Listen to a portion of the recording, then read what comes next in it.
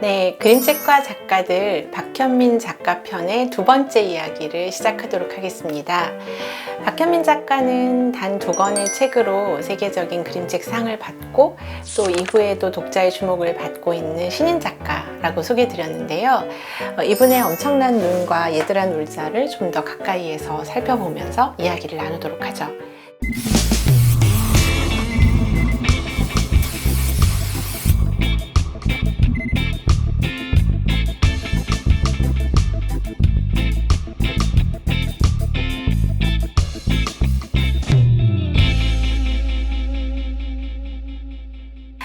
이렇게 눈이 내렸는데 이 눈이 내린 상황에서 파묻힌 집을 오려내는 과정에 대한 얘기를 1편에서 말씀드렸어요. 그런데 똑바로 자를 수도 있는 이 집의 윤곽을 이렇게 울퉁불퉁하게 오려냈기 때문에 어떤 느낌이 드시나요?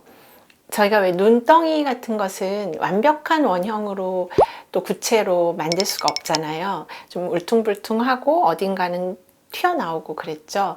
지금 이 집도 마찬가지입니다. 산더미처럼 쌓인 눈이 실제로 이렇게 울퉁불퉁하게 뭔가 덩어리를 이루고 있는 느낌을 표지에서부터 받을 수가 있어요. 그리고 제가 어떻게 전달해 드리긴 어렵지만 표지를 이렇게 만지면 아주 부드러워요. 그래서 만지면서 눈이 내리고 희끗희끗 묻은 눈을 이렇게 손으로 털어보는 것 같은 그런 기분을 느끼게 합니다. 그럼 얼마나 많은 눈이 내린 것일까 저희가 이제 볼 수 있는데, 이게 정방형의 그림책이에요. 그래서 사이즈도 그렇게 크지 않은데 이 책에서 작가는 크기의 상대성이라는 걸 활용하죠. 우리가 일반적으로 책을 볼 때 책 자체를 본다고 생각하지만 사실은 책 너머에서 제 상상하는 이미지를 보고 있는 거거든요. 그렇다면 우리의 상상은 이 책의 크기와 무관하게 훨씬 넓어질 수 있고, 작가는 그것을 아주 영리하게 활용하고 있습니다. 장면을 넘겨갈수록 폭설의 정확한 그 규모를 알 수 없게 만드는데요. 예를 들면 이렇게 됩니다. 저희가 이런 흰 바탕에 뭔가 무늬 하나 있고 삽이 있는 장면을 보면 이게 전부 눈이야? 아니면 이게 전부 벽이야? 이게 뭔가 잘못 그려진 페이지 아닐까? 이렇게 여백이 많을 수가 라고 생각하면서 이게 다 눈이라고? 라고 생각하게 되죠. 문만 남아있고 다 파묻혀 있는 이 엄청난 눈 속에 이제 두 사람의 인물이 등장을 해서 삽을 들고 그 눈을 파헤치기 시작합니다. 이 산더미 같은 눈 속에서 삽을 들고 신나게 파헤치고 또 뭐 굴삭기 같은 걸 통해서 눈을 퍼내기도 하고요. 제설차를 몰고 끝까지 올라가기도 하는 그런 모험의 이야기예요. 제가 왜 이런 이야기, 이런 어떻게 보면 그냥 눈 오는 날의 간단한 모험담이 체험형 놀이면서 우리들이 알고 있는 경험 세계를 넓힌다 라고 말씀을 드리는지 이제부터 설명을 좀 해드리겠습니다. 자, 제가 어떤 한 장면을 보여드릴게요. 이렇게 펼친 그 세로 직사각형의 대각선으로 푸른 선이 있고 끝에 아주 작은 노란색 제설차가 있어요. 이 안에 지금 우리가 앉아 있습니다. 그러면 우리가 지금까지 얼마나 많은 깊이를 지나왔는지, 우리가 그동안 지나왔던 길의 그 길이를 한번 상상해 볼 수 있겠죠. 제설차에 비례해서 상상해야 되겠죠. 그러면 이건 뭐 저희가 몇 미터라고 얘기할 수 없는 깊이라는 걸 느끼실 거예요. 비례를 이해하는 사람이라면 누구나 이 공간이 굉장한 스케일이라는 걸 알 수가 있죠. 이런 산더미 같은 눈을 파헤치는 기분으로 계속 따라가다 보면 뒤에 가서 정체를 알 수 없는 거대한 원뿔이 잠깐 나오거든요. 그렇다면 이 원뿔은 뭘까? 우리가 또 상상해 볼 수 있겠죠. 제가 이것까지 말씀드리면 이 원뿔이 뭐라고 말씀드리면 이 책에 스포일러가 되기 때문에 거기까지는 말씀드리지 않을게요. 그 대신 제가 뿔은 아니고 빙산 얘기를 좀 해보겠습니다. 여러분, 저희가 일반적으로 알고 있는 알이 있어요. 그 알은 대부분 어떤 개념화된 암들입니다.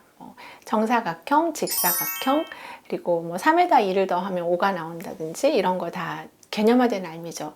이런 것을 저희가 형식지라고 해요. 형식에 대한 알미라고 하고요. 이런 형식지하고 대조적으로 암묵지라는 게 있습니다.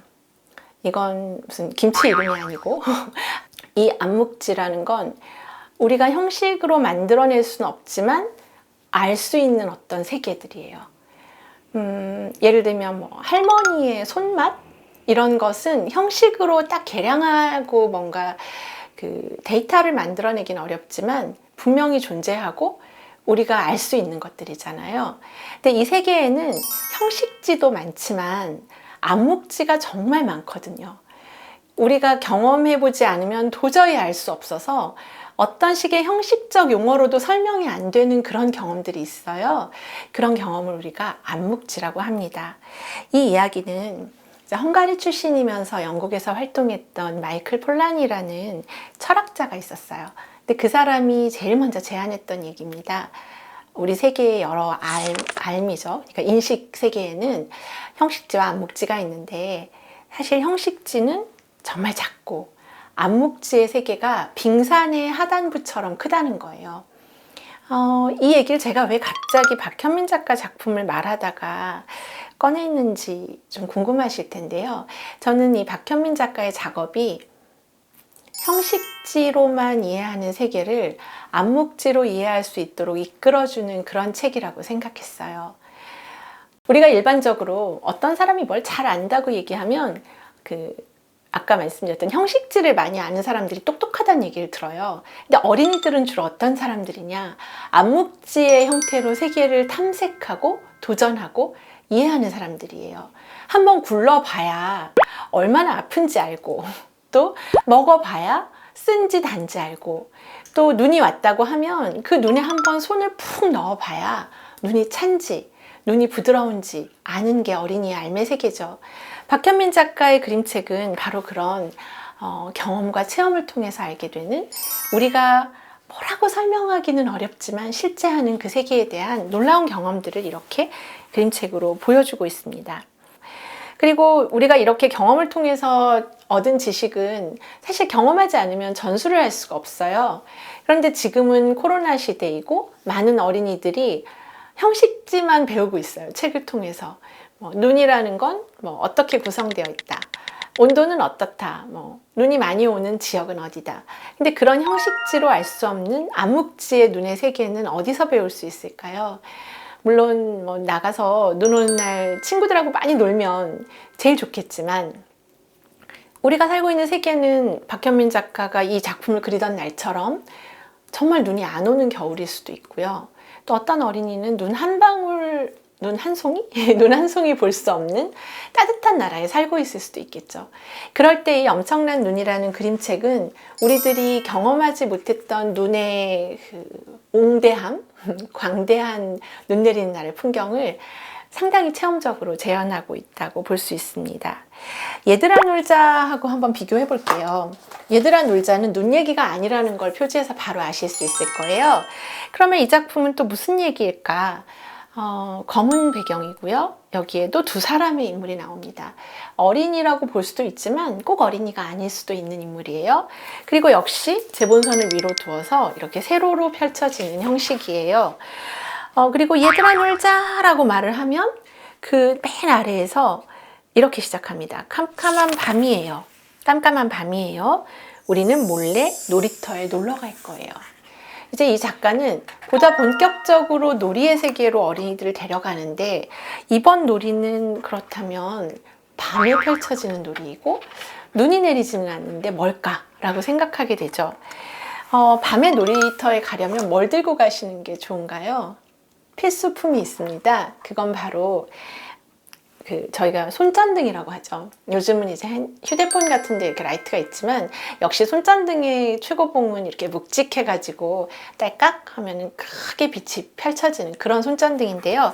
작가가 이제 여기 등장시킨 두 명의 인물들을 보면 이 등장인물들이 손전등 두 개를 들고 깊은 밤에 모험을 떠나요.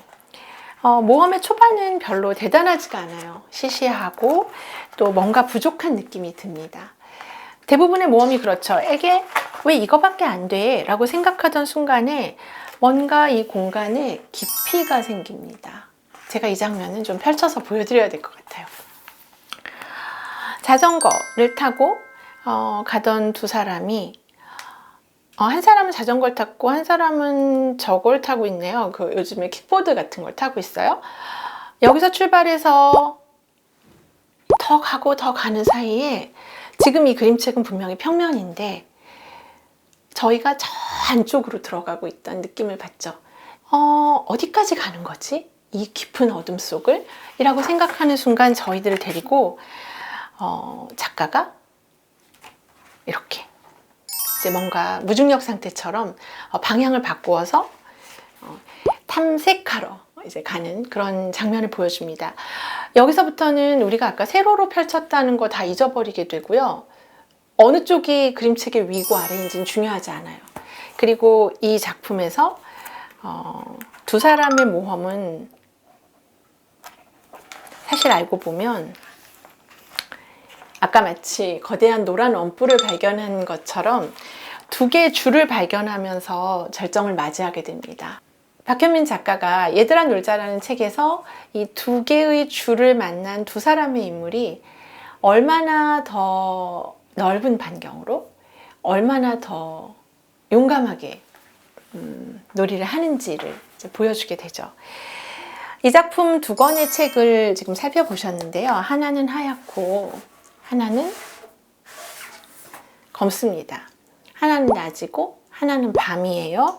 그리고 놀이라는 공통점을 가지고 있고 기준점이 되는 그 사람의 몸 외에도 탈 것이 등장한다는 공통점이 있어요.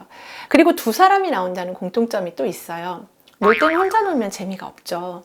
둘이 같이 놀고 둘이 같이 실패하고 결국 둘이 같이 성공합니다. 그리고 상단에 대본선을 두었다는 공통점이 또 있고요. 그리고 보시면 이 두 권의 책은 크기가 완전히 똑같습니다. 한 작가가 작품을 두 권 내면서 이렇게 같은 크기의 같은 제본 방식을 이용해서 마치 흰 돌과 검은 돌을 놓는 것처럼 작품을 진행한 것에 대해서 저는 좀 주목하게 됐어요. 그리고 결국 이 엄청난 눈과 얘들아 놀자를 통해서 박현민 작가가 보여주고자 하는 세계는 우리가 살고 있는 공간은 정말 광대하고 그 안에서 우리의 삶은 아주 일부에 불과하며 그리고 그 공간을 탐험하는 자유는 우리 모두에게 주어져 있다는 거죠. 자, 오늘은 박현민 작가의 작품 이야기를 했고요. 이렇게 두 권의 책을 보여드렸습니다. 어떠셨는지 모르겠어요. 앞으로 그림책과 작가들에서 이렇게 중견 작가의 작품을 포함해서 젊은 신인 작가들의 작품도 한번 탐색하는 시간을 사이사이 가져보도록 하겠습니다. 지금까지 박현민 작가의 작품 세계 이야기였습니다. 감사합니다.